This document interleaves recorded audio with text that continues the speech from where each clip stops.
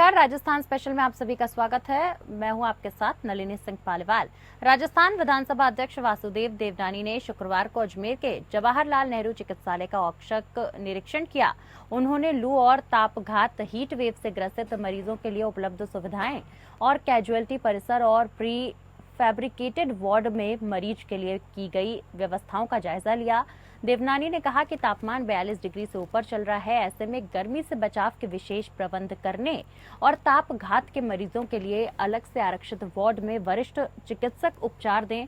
साथ ही रेजिडेंट चिकित्सकों के साथ वरिष्ठ चिकित्सक खुद आपातकालीन और आरक्षित वार्ड में मरीजों का इलाज मुहैया कराएं। जितनी भी जरूरी दवाएं हैं उनकी उपलब्धता भी मौके पर सुनिश्चित की जाए।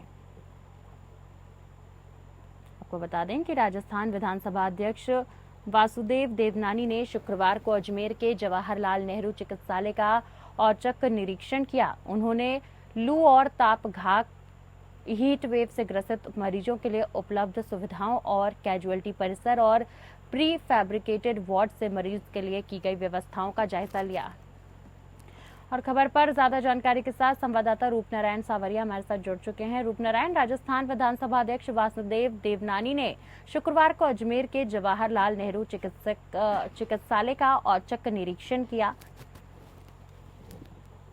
नलिनी, मैं बताना चाहूंगा कि जयललिता अस्पताल पहुंचे विधानसभा अध्यक्ष वासुदेव देवनानी और उन्होंने जो है वहां के हालातों का जायजा लिया, क्योंकि राजस्थान में जो है अभी गर्मी अपने पूरे प्रकोप के साथ जो है विद्यमान है और लोगों में जो है काफी परेशानियों का सामना करना पड़ रहा है। तापघात से जो है गंभीर बीमार कई लोग जो है परेशान बीमार होने के बाद जो है अस्पताल आ रहे हैं, तो उन तमाम सुविधाओं को देखने के लिए जो है यहाँ पे विधानसभा अध्यक्ष पहुंचे हैं जयललिता अस्पताल और वहां पे जो है अस्पताल में जाकर मरीजों से उन्होंने मुलाकात की। वहीं पे जो है अस्पताल की व्यवस्थाओं का उन्होंने पूरा जायजा लिया, किस तरीके से कितनी दवाइयां उनके स्टॉक में है, किस तरीके की जो दवाइयां वो दे रहे हैं। तापघात के लिए अलग से वार्ड बनाने का उन्होंने यहाँ निर्देश दिया उपस्थित अधिकारियों को। बीमारियों के साथ जो है अच्छे बिहेव का भी उन्होंने यहाँ पे ज्ञापन को कहा कि जो बीमार आ रहे हैं, जो जनता परेशान आ रही है, उनके साथ अच्छा बिहेव किया जाए, दवाइयों का उनको जो है टाइम पे दिया। साथ में जो बड़ी बात यहाँ पे उन्होंने कही है कि जो जांच की मशीन है, जांच जो है, जो भी जांच या अस्पताल में होती है वो तुरंत सही समय पे जांच करके जो है इलाज तुरंत मरीजों का शुरू किया जाए, ताकि उनको भटकना ना पड़े।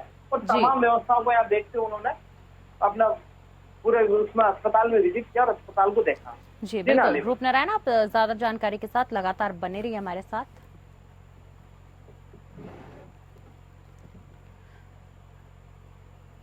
राजस्थान में गर्मी लगातार अपना कहर बरपा रही है। पिछले करीब 15 दिनों से हीट वेव के चलते भीषण गर्मी पड़ रही है। वहीं राजस्थान के 20 शहरों में पिछले 15 दिनों से तापमान 47 डिग्री के करीब रहा।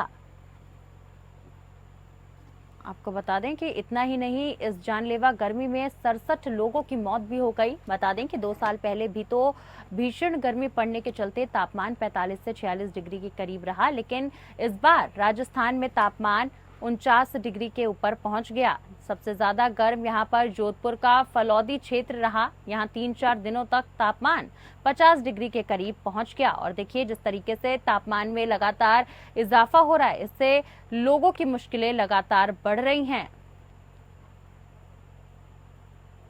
राजस्थान में गर्मी का कहर लगातार जारी है। आपको बता दें कि राजस्थान में गर्मी लगातार अपना कहर बरपा रही है और पिछले करीब 15 दिनों से हीट वेव के चलते भीषण गर्मी का सामना राजस्थान वासियों को करना पड़ रहा है। राजस्थान के 20 शहरों में पिछले 15 दिनों से तापमान 47 डिग्री के करीब रहा। और इतना ही नहीं, इस जानलेवा गर्मी में 67 लोगों की मौत भी हो गई है। बता दें कि 2 साल पहले की अगर बात की जाए तो भीषण गर्मी पड़ने के चलते तापमान 45 से 46 डिग्री के करीब रहता था, लेकिन इस बार राजस्थान में तापमान 49 डिग्री के ऊपर पहुंच गया। सबसे ज्यादा गर्म यहां पर जोधपुर का फलौदी क्षेत्र रहा, जहां 3-4 दिनों तक तापमान 50 डिग्री के करीब बना रहा।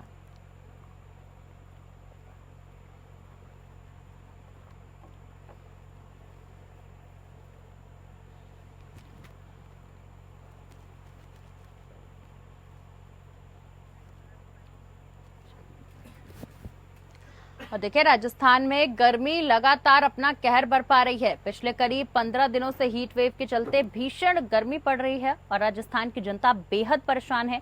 आपको बता दें कि राजस्थान के 20 शहरों में पिछले 15 दिनों में तापमान 47 डिग्री के करीब रहा।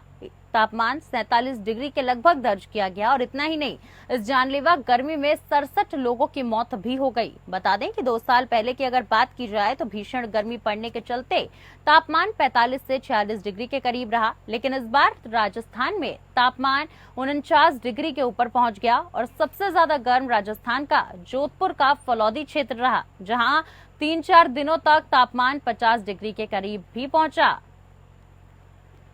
ऐसे में हीट वेव और गर्मी और लू के चलते लोगों को खासा परेशानियों का सामना करना पड़ रहा है। लगातार गर्मी में इजाफा हो रहा है। राजस्थान में गर्मी लगातार अपना कहर बरपा रही है और बता दें कि पिछले 15 दिनों से हीट वेव के चलते भीषण गर्मी का सामना राजस्थान वासियों को करना पड़ रहा है।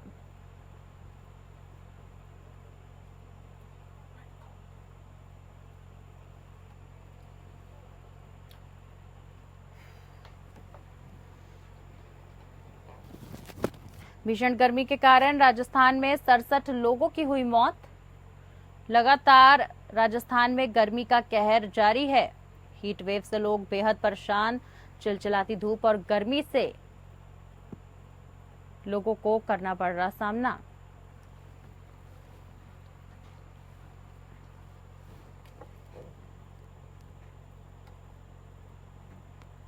आपको बता दें कि राजस्थान में गर्मी लगातार अपना कहर बरपा रही है। पिछले करीब 15 दिनों से हीट वेव के चलते भीषण गर्मी पड़ रही है। और खबर पर ज्यादा जानकारी के साथ संवाददाता मनोहर सिंह इस वक्त हमारे साथ लाइव जुड़ चुके हैं। सीधा उनका रुख कर लेते हैं। मनोहर, राजस्थान में गर्मी लगातार अपना कहर बरपा रही है, हीट वेव चल रही है और ऐसे में देखिए, अगर पिछले 15 दिनों की बात की जाए तो लगभग 67 लोग अपनी जान गंवा चुके हैं।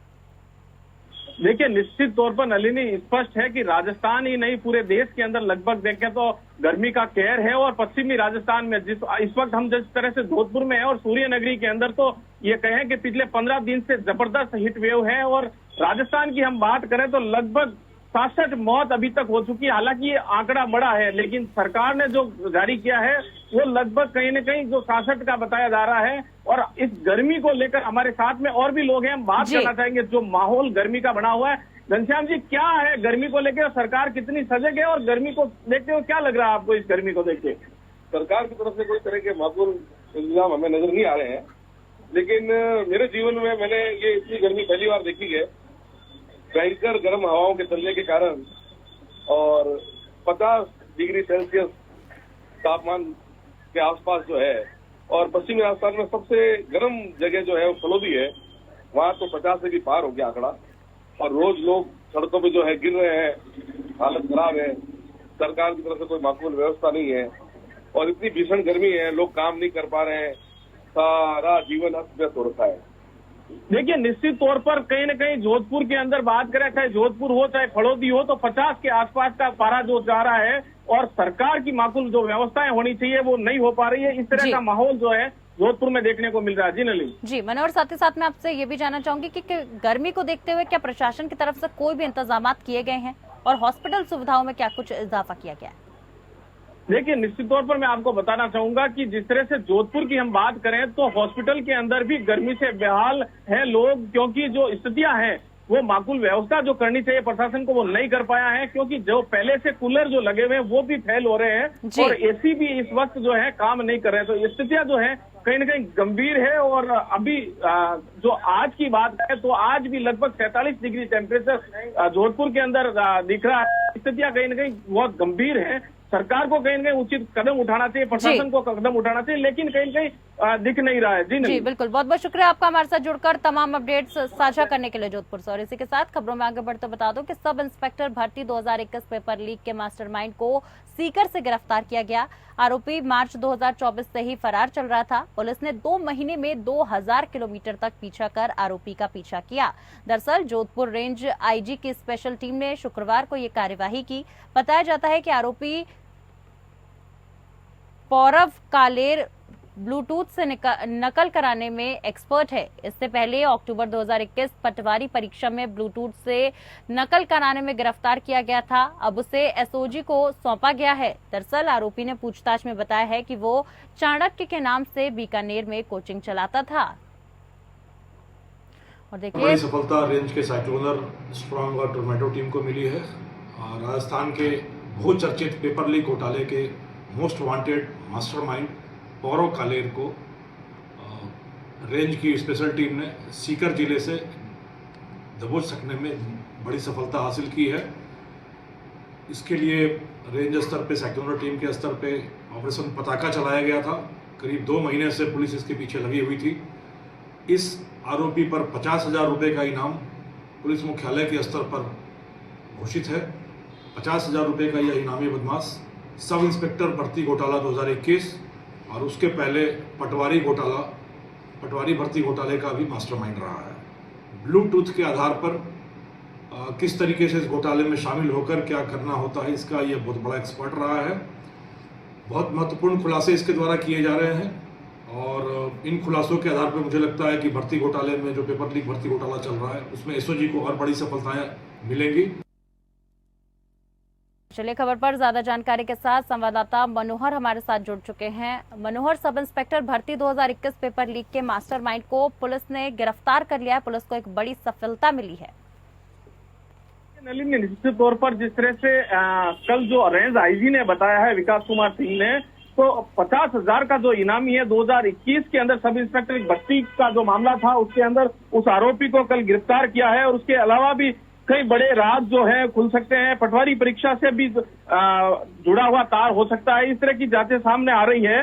तो निश्चित तौर पर कल कहीं न कहीं पुलिस को, ग्रामीण पुलिस को जोधपुर आईजी जो बता रहे थे, उन्होंने बड़ी सफलता कहीं न कहीं हाथ लगती हुई नजर आ रही है।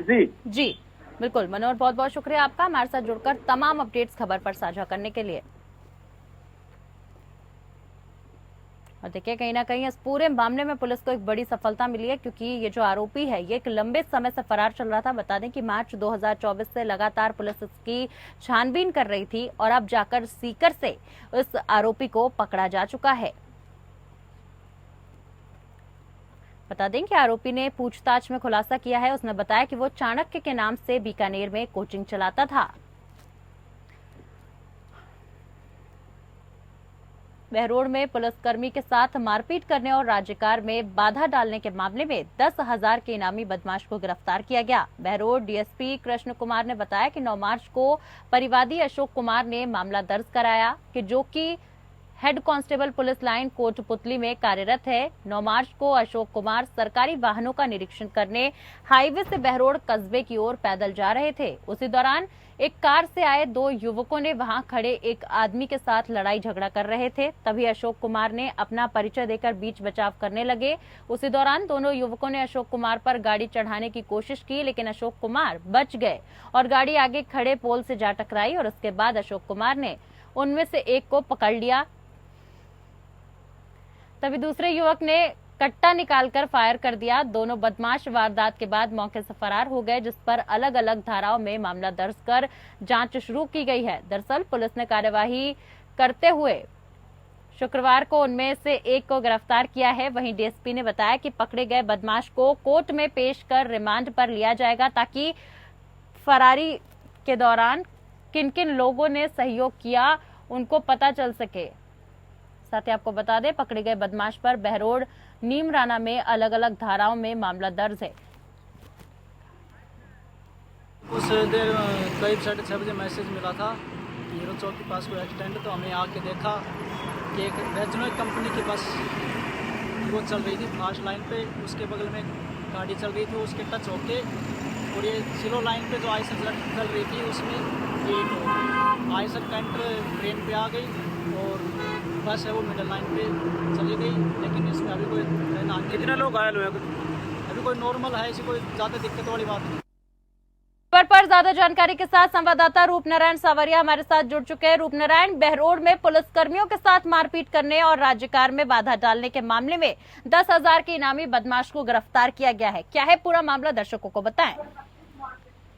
देखिए नायलिनी, मैं यहाँ बताना चाहूंगा कि 9 मार्च का ये मामला है। 9 मार्च को जो है हेड कांस्टेबल जो पुलिस लाइन में कार्यरत अशोक कुमार, उन पे जो है इन बदमाशों ने हमला किया था और गाड़ी चढ़ाने का प्रयास किया था, जान से मारने का प्रयास इन्होंने किया था। और वहां से जो है ये फरार हो गए थे दोनों बदमाश। और लगातार जो है पुलिस इनको गिरफ्तारी के लिए प्रयास कर रही थी, जहां प्रयास कर रही थी वहीं पे जो है 10,000 रुपए का इनाम भी इन पे रखा गया था कि 10,000 रुपए जो भी गिरफ्तार करोगा उसको देगी पुलिस। और पुलिस ने जो है एक इनामी को 10,000 इनामी को गिरफ्तार तो कर लिया। और गिरफ्तार करने के बाद जो है पुलिस रिमांड मांग रही है कि पुलिस को अगर वो रिमांड मिलती है तो इससे अब तक जो ये फरारी इन्होंने काटी है, तो साथ में जो इसका दूसरा साथी था वो कहाँ अब तक रह रहा है, कहाँ है, और उसे भी गिरफ्तार करने के लिए जो एक प्रेशर पुलिस बनाएगी इस बदमाश पे। तो यहाँ रिमांड मांगकर जो है पुलिस प्रयास ये कर रही है कि अब तक जो इन्होंने जो फरारी काटी और फरारी में किन लोगों ने इनका सहयोग किया, किन लोगों के साथ ये रहे और किस तरीके का जो है इन्होंने क्या अन्य वारदातें की। क्योंकि बदमाश टाइप की प्रवृत्ति के लोग हैं तो अन्य वारदातों में इनका हाथ होना भी पुलिस मान रही है कि जी बिल्कुल, कहीं ना कहीं देखिए इस पूरे मामले में पुलिस को बड़ी सफलता मिलती नजर आ रही है। बहरहाल आपका बहुत बहुत शुक्रिया रूपनारायण, हमारे साथ जुड़कर तमाम अपडेट्स खबरों पर साझा करने के लिए। खैरथल के भिवाड़ी में हाइड्रोजन प्लांट में भीषण आग लगने से हड़कंप मच गया। दरअसल आग की सूचना मिलते ही आधा दर्जन दमकल की गाड़ियां मौके पर पहुंची और आग बुझाने में जुट गईं। भिवाड़ी दमकल इंचार्ज राजू खान ने बताया कि फोन के जरिए सूचना मिली कि भिवाड़ी के लॉनेक्स कंपनी के हाइड्रोजन प्लांट में आग लग गई है, जिस पर दमकल की गाड़ियां मौके के लिए रवाना हो गईं। साथ ही आपको बता दूं कि मौके पर जाकर देखा गया तो आग ने विकराल रूप धारण कर रखा था। दमकल की गाड़ियां आग बुझाने में जुट गईं। आग किस कारण लगी इसके बारे में अभी पता नहीं चल पाया है। साथ ही आग लगते ही अपनी कंपनी में काम कर रहे मजदूरों ने भागकर अपनी जान बचाई। तो वहीं आगजनी की सूचना पर भिवाड़ी पुलिस मौके पर पहुंची और पूरे मामले की जांच में जुट गई। दरअसल गनीमत ये रही कि समय रहते कंपनी में काम कर रहे मजदूरों ने अपनी जान बचाई, वरना बड़ा हादसा हो जाता। आग से लाखों रुपए के नुकसान का आकलन लगाया जा रहा है।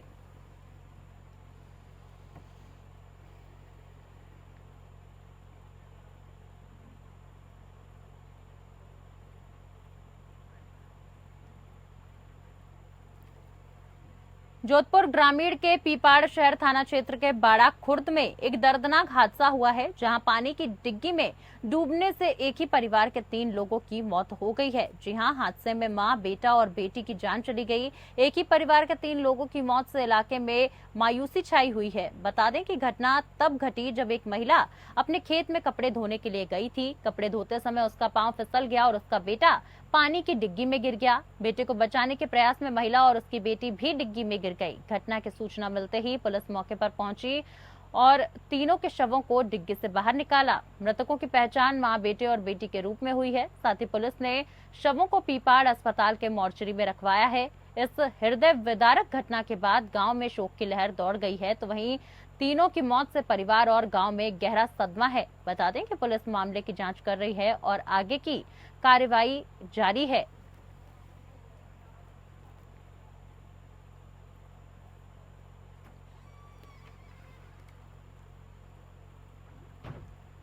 बीकानेर रोड पर सतू कॉलोनी के पास एक पिकअप की टक्कर से पैदल जा रहे युवक की मौके पर ही मौत हो गई। दरअसल टक्कर से उछलकर युवक सड़क पर गिरा और सिर सहित कई जगह चोट से वहीं पर मौत हो गई। ये घटना होने के बाद में मौका पर पिकअप चालक मौके से फरार हो गया। उसके बाद उपस्थित लोगों ने बीकानेर सरदार शहर के मुख्य सड़क को जाम कर दिया।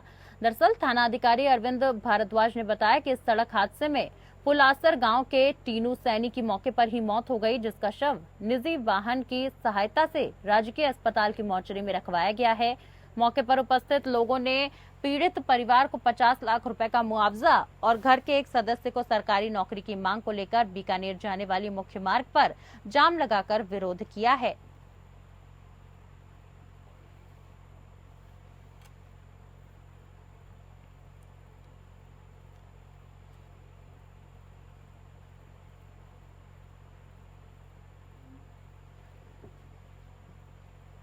और इसी के साथ फिलहाल के लिए राजस्थान स्पेशल में बस इतना ही। नमस्कार।